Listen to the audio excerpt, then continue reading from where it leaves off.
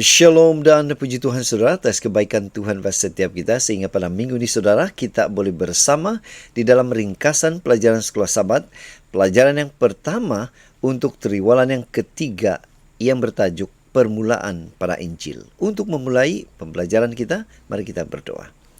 Bapa Surgawi, terima kasih kerana bersama dengan kami sementara kami mempelajari pelajaran sekolah Sabat kami pada minggu ini. Dalam nama Yesus kami berdoa. Amin. Tema pelajaran sekolah Sabat kita pada triwalan ini ialah kitab Markus. Dan pelajaran pertama ialah permulaan pada Injil. Saudara, di skrin saudara adalah ayat-ayat yang akan membantu kita di dalam mempelajari pelajaran sekolah Sabat kita yang pertama ini. Ada baiknya kita membaca ayat-ayat ini untuk sebelum kita meneruskan pembelajaran sekolah Sabat kita.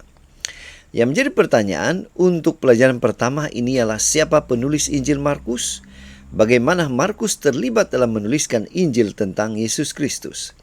Ayat hafalan, Markus 1 ayat 14 hingga 15 mengatakan, setelah Yohanes dipenjarakan, Yesus pergi ke Galilea, lalu mengabarkan Injil daripada Tuhan. Yesus berkata, sudah genap masanya dan kerajaan Tuhan hampir tiba.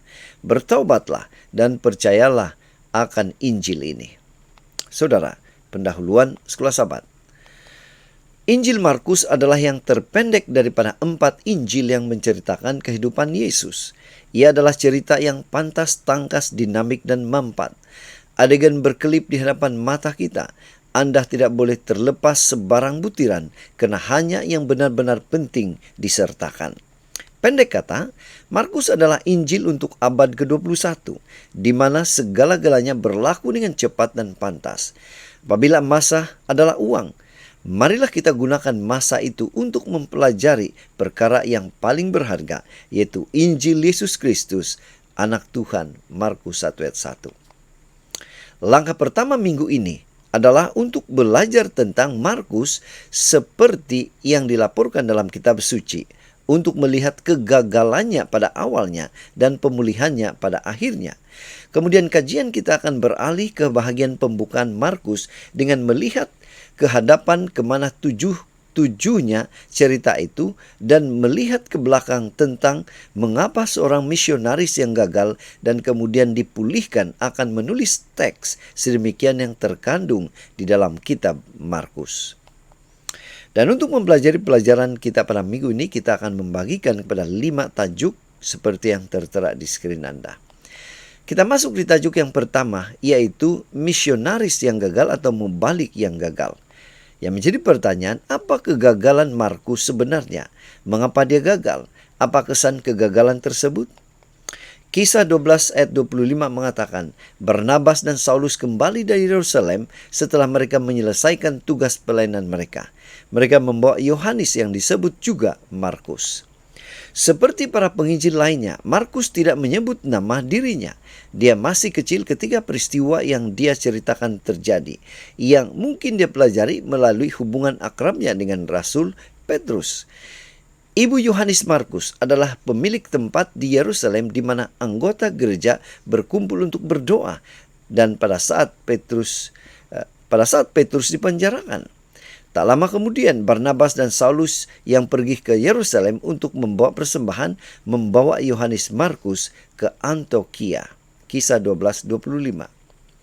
Di Antiokhia, ketika Roh Kudus memanggil Barnabas dan Saulus untuk menjadi misionaris di antara bangsa-bangsa bukan Yahudi, mereka mengajak Yohanes Markus bersama mereka sebagai satu tim kerjasama. Namun kehidupan misionaris terbukti sangat sulit bagi Markus yang masih muda, dan kemudian memutuskan untuk kembali ke Yerusalem. Di skrin saudara ada 3 pertanyaan yang kita boleh bahas di dalam kelas-kelas Sabat kita berkaitan tajuk yang pertama. Kita masuk di tajuk yang kedua, yaitu satu peluang kedua. Nah, apakah Markus terus gagal? Jawabannya adalah tidak. Apa peluang kedua Markus sebagai misionaris? Apa pilihan dia? 2 Timotius 4 ayat 11 mengatakan, hanya Lukas yang tinggal dengan aku. Jemputlah Markus dan bawalah ia kemari, kerana pelayanannya penting bagiku. Pada saat Paulus mengusulkan perjalanan misionaris yang kedua, dia menolak menerima Markus sebagai sebahagian ahli pasukan. Paulus memerlukan penolong yang kuat yang akan menjadi penopang, bukan beban. Markus tidak sesuai dengan tugasan ini. Namun Barnabas yakin anak saudaranya, Markus memiliki potensi yang cukup untuk menjadi misionaris yang baik. Maka ia membawa Markus bersamanya di Siprus, sedangkan Paulus dan Silas berangkat ke Asia. Kisah 15 ayat 39 hingga 41. Kita tidak tahu apa yang terjadi seterusnya, tapi kita tahu bahwa Barnabas benar. Melalui 3 rujukan yang disampaikan kepadanya dalam surat-suratnya, Paulus menganggap Markus berguna dalam pelayanan, seorang ahli pasukan yang efektif. Berkat kesempatan kedua ini, hari ini kita dapat menikmati kisah luar biasa Injil Markus. Dan di skrin saudara ada 3 pertanyaan yang kita boleh bahas di dalam kelas-kelas sahabat kita. Kita masuk di tajuk yang ketiga, yaitu utusan. Nah, yang menjadi pertanyaan, apa persiapan utusan atau misionaris yang baru ini? Bagaimana ia melaksanakan panggilan kedua?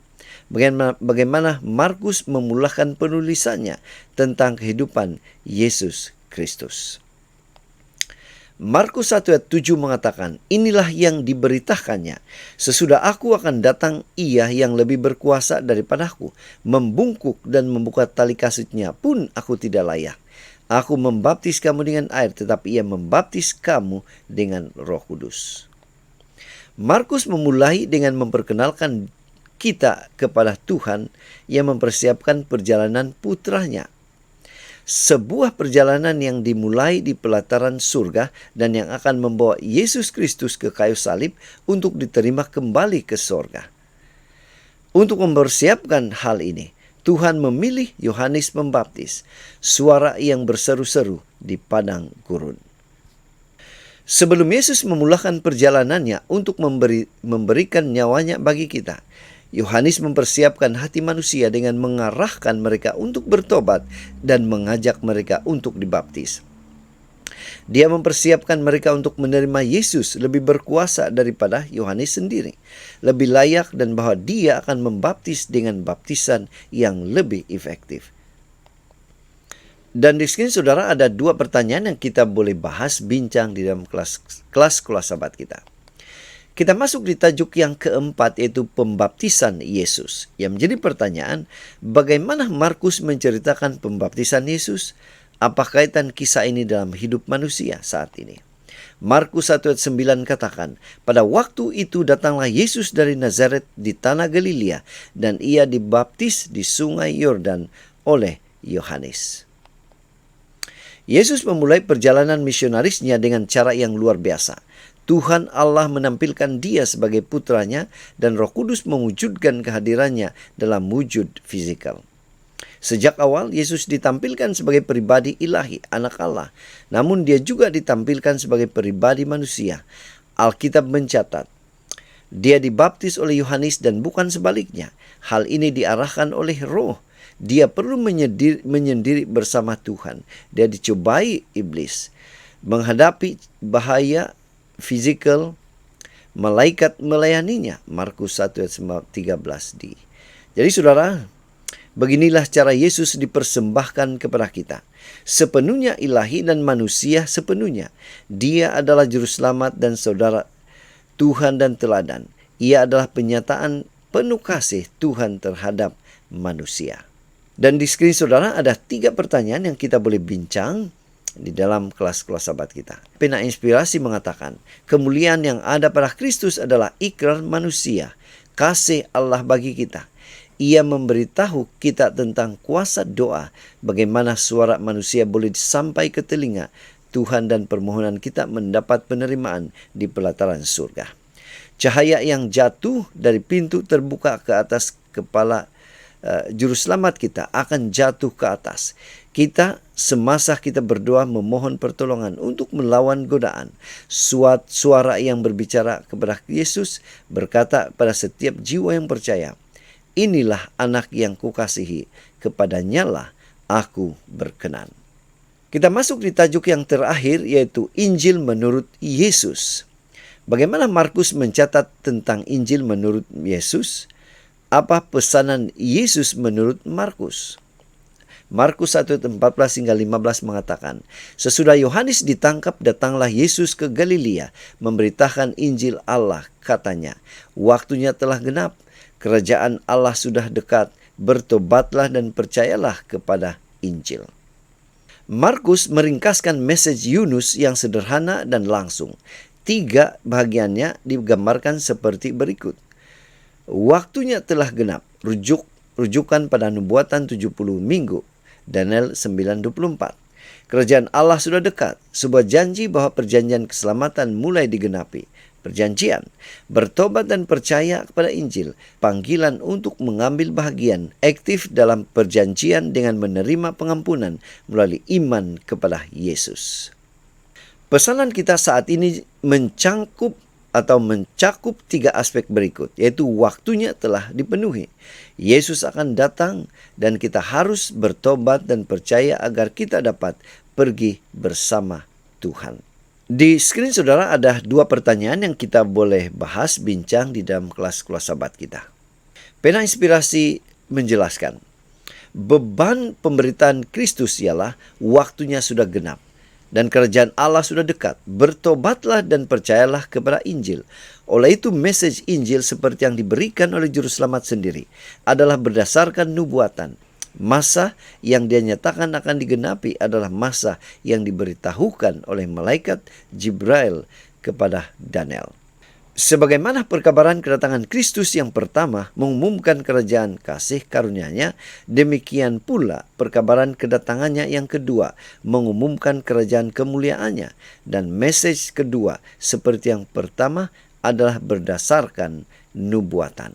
Jadi saudara, dari pelajaran sekolah sahabat kita pada minggu ini kita boleh menyimpulkan bahwa pelajaran pada minggu ini mengkaji 2 komponen ayat pertama pada Injil menurut Markus, yaitu Injil Yesus Kristus.